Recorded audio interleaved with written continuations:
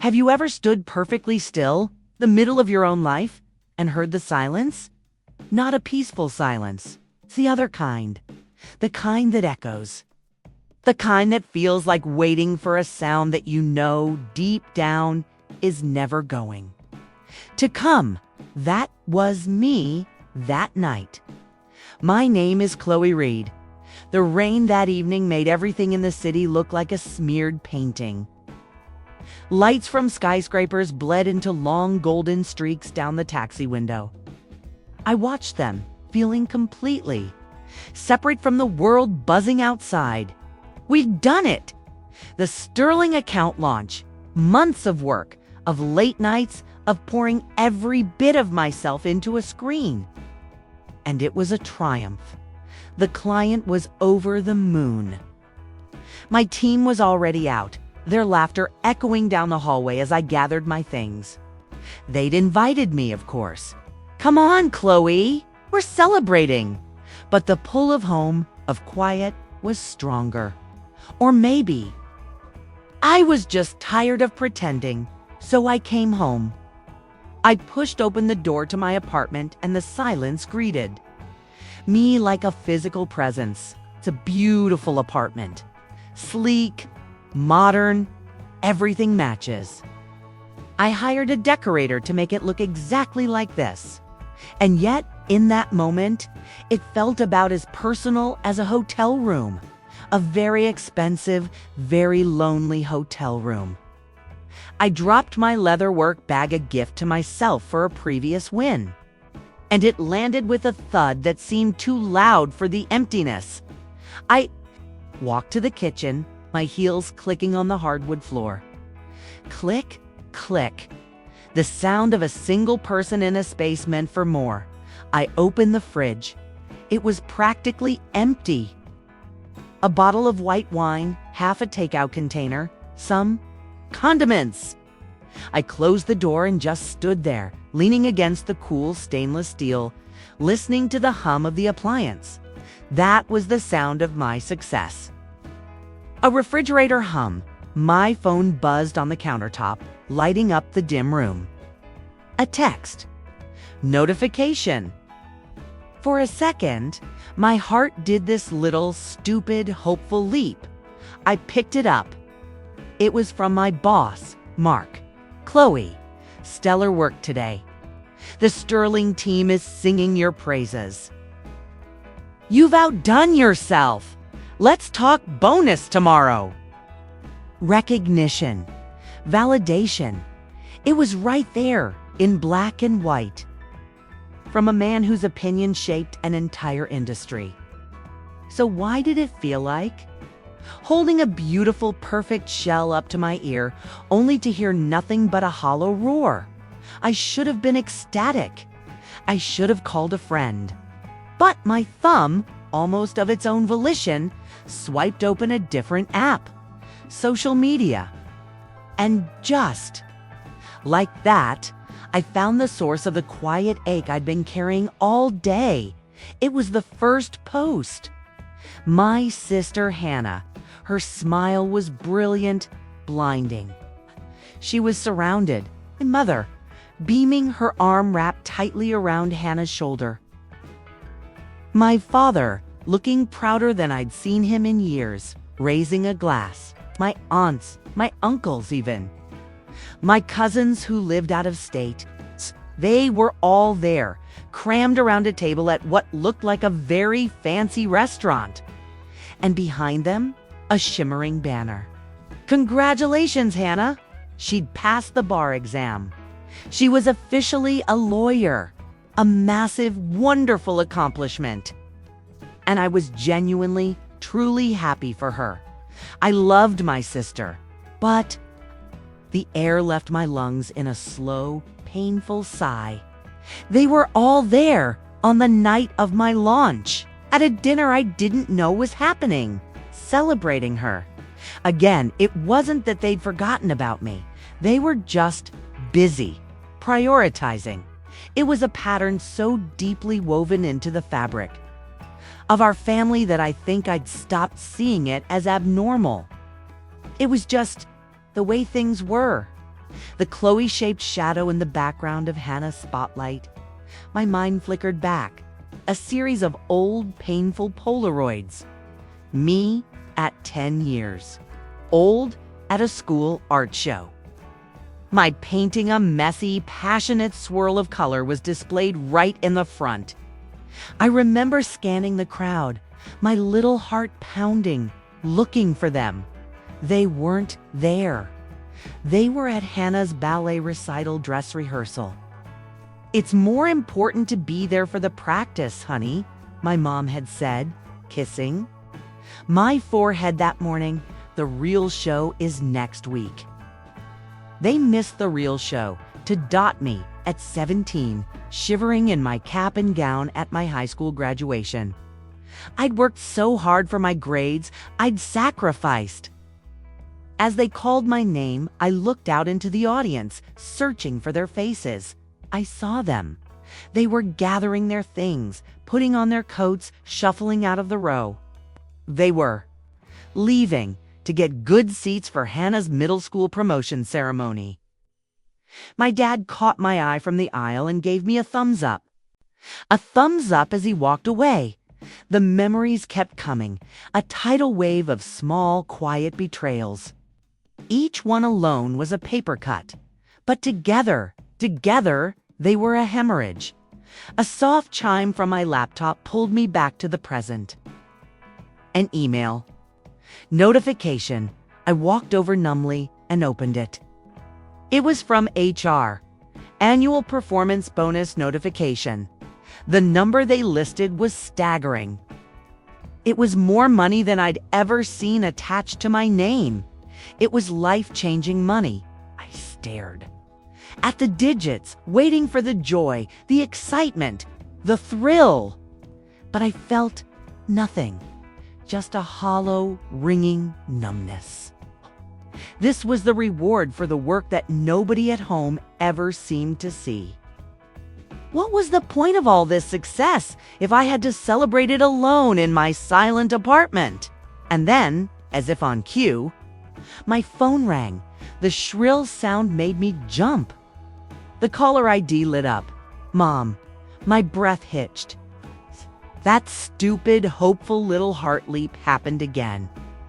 Maybe they'd seen the news about the launch online. Maybe the dinner was over and they were calling to include me. Maybe they'd just gotten busy and now they were going to wish me well. I swiped to answer, trying to keep my voice light. "Hey, Mom! Chloe! Hi, honey!"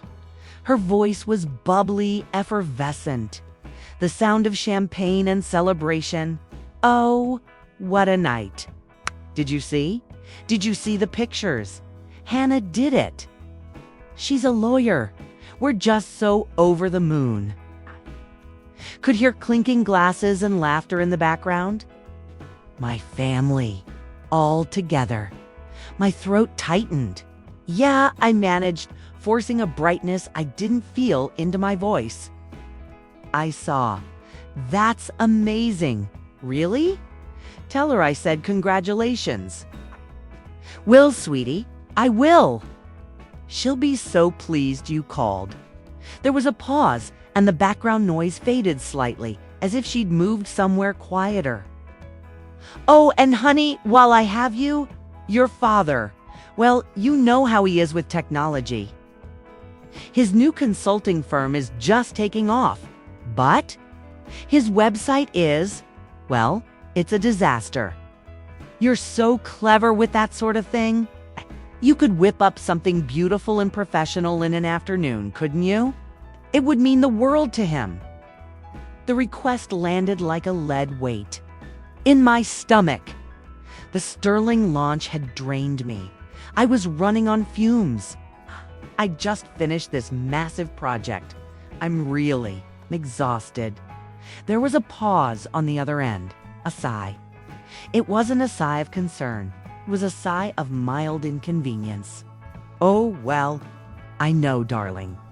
But it's just that with Hannah's wonderful news and all the celebrations, we're all just so swamped. It would just really help us out. It wouldn't take you any time at all. The subtext was as clear as if she'd shouted it. Hannah's achievement is real. Yours is just work. And your work can be used to support us. The fight just drained out of me. What was the point?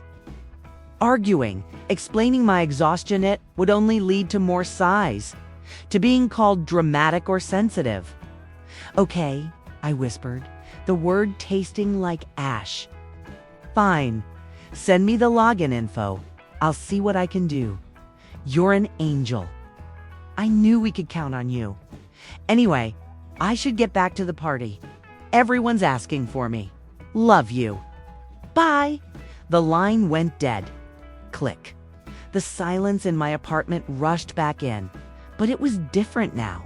It was no longer just empty. It was heavy. It was full of every unsaid word, every dismissed achievement, every time I'd been asked to shrink. Myself to make more room for everyone else. I looked at the phone in my hand. I looked at the bonus email still open on my laptop. $85,000. I looked around my perfectly decorated, utterly lonely apartment. And in that silence, something finally broke. It didn't shatter. It wasn't loud. It was a quiet internal snap. The final frayed thread of hope that one day they would see me, that one day I would be enough, that one day my wins would be worth a family dinner. It just gave way. And in the space where that hope had lived, a new, terrifying, thrilling feeling began to grow. It was resolve. It was anger. It was grief. But mostly, it was a simple, profound knowing. I was done. I was done waiting for an invitation to my own life.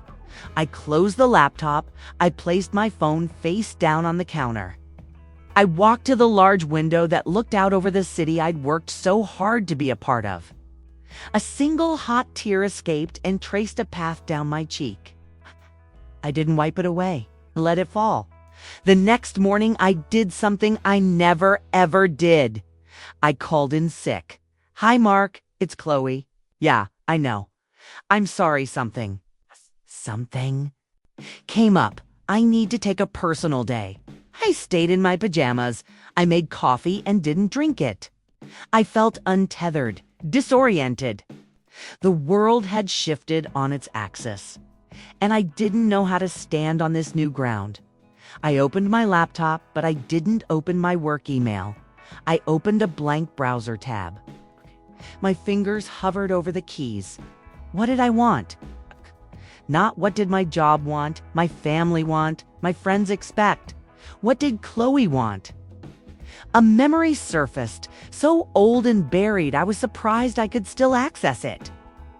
Me, maybe 14, sitting cross-legged on my bedroom floor, surrounded by library books, not textbooks.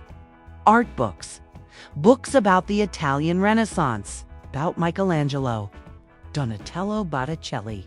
I'd been obsessed with the light in the paintings, the way it seemed to glow from within.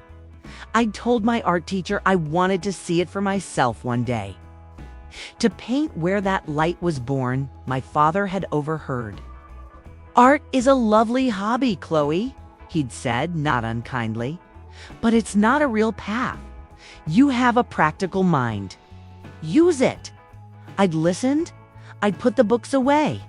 I'd chosen the practical path. My fingers found the keys. I typed 2 words: Tuscany, Italy. The screen filled with images that made my heart ache. Rolling green hills, sun-drenched stone farmhouses, fields of sunflowers, cypress trees lining dusty roads. The light, it was still there. It was exactly as I remembered it from those library books. I fell down a rabbit hole. Artist residencies, Tuscany. Painting. Workshops, Italy. My pulse began to quicken. This wasn't just a vacation. This was a dream. A purpose. And then I found it. Il Vecchio Ulivo, the old olive tree. It was a small, converted stone farmhouse outside a tiny village called Montepulciano. It offered a self-directed artist residency. It had a dedicated light-filled studio, a private bedroom, and a small kitchen. It was available for rent. For 3 months. 3 months. A season. Long enough to breathe. Long enough to forget the sound of your own phone not ringing. I scrolled down. The price. My breath caught in my throat. It was astronomical. It was almost my entire bonus. The entire $85,000 that was supposed to be for a down payment on a sensible condo. For investments. For a secure future. The old voices erupted in my head, a chaotic chorus of doubt. That's your entire bonus, Chloe. It's irresponsible. What will you have to show for it? A few paintings? What will everyone think? They'll think you've lost your mind. Your family needs you here. This is so selfish. I almost closed the tab. I almost listened. But then I heard it. Quieter but stronger than all the other voices. It was my own. It was the voice of the 14-year-old girl on the floor with her art books. What is the money for? The voice whispered, if not for this. My hand was trembling. My heart was hammering against my ribs. This was it. Hi. Clicked book now. I filled in my details. Name, passport, number. Credit card information. Each field felt like an act of defiance. Each click was a no to the life I had and a yes to a life I could only dream of. I took a final deep breath. And I clicked confirm purchase. The screen swirled and then a confirmation page loaded. Congratulations. Your reservation at Il Vecchio Ulivo is confirmed. A wave of pure, unadulterated terror washed over me, followed immediately by a jolt of electric, dizzying joy. I had done it. I had actually done it. I immediately felt sick. What had I done? I just spent a small fortune on a fantasy. I have expected a call from my bank, from the fraud department, from my father somehow sensing this monumental act of rebellion through the air. But nothing happened. Just the quiet hum of my laptop and the frantic beating of my own heart. The next few weeks were a blur of secret planning. I felt like a spy in my own life. I renewed my passport, telling my parents I was just updating it for work. I spent evenings researching easels and oil paints instead of answering work emails. I bought luggage a large, durable suitcase specifically for transporting canvases and tubes of paint.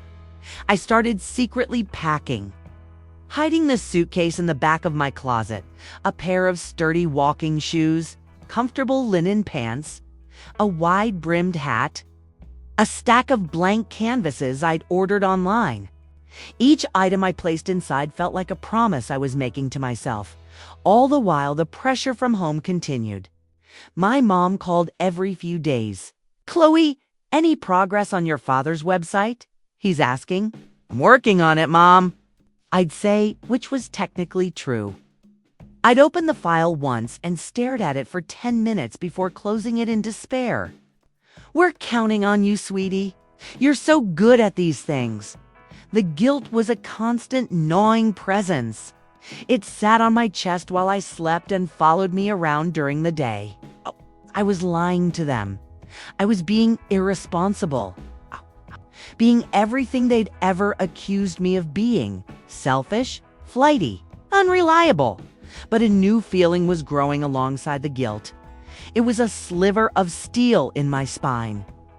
The more I planned my escape, the more I realized how much of my life had been lived on someone else's terms. This, for the first time, was entirely for me. A week before my flight, the call came. I was in the middle of trying to figure out how to pack my brushes without destroying them. "Chloe," it was my mom's voice, but the bubbly effervescence was gone. It was all business. "Your father is getting impatient. That website needs to be live by the end of the month. You promised."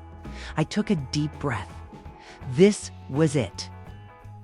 I walked to the window for strength, looking out at the city. "I know, Mom," I said, my voice surprisingly calm. "But I actually won't be able to finish it." There was a stunned silence on the other end. "What do you mean? Why not? Is it a problem with the hosting? Do you need your father's login again?" "No," I said, steadying myself. "It's not a technical problem. I'm leaving. I go to Italy on Saturday. I'll be there for 3 months." The silence this time was profound. I could practically hear her brain short-circuiting. "Italy." She finally said the word, a baffled whisper.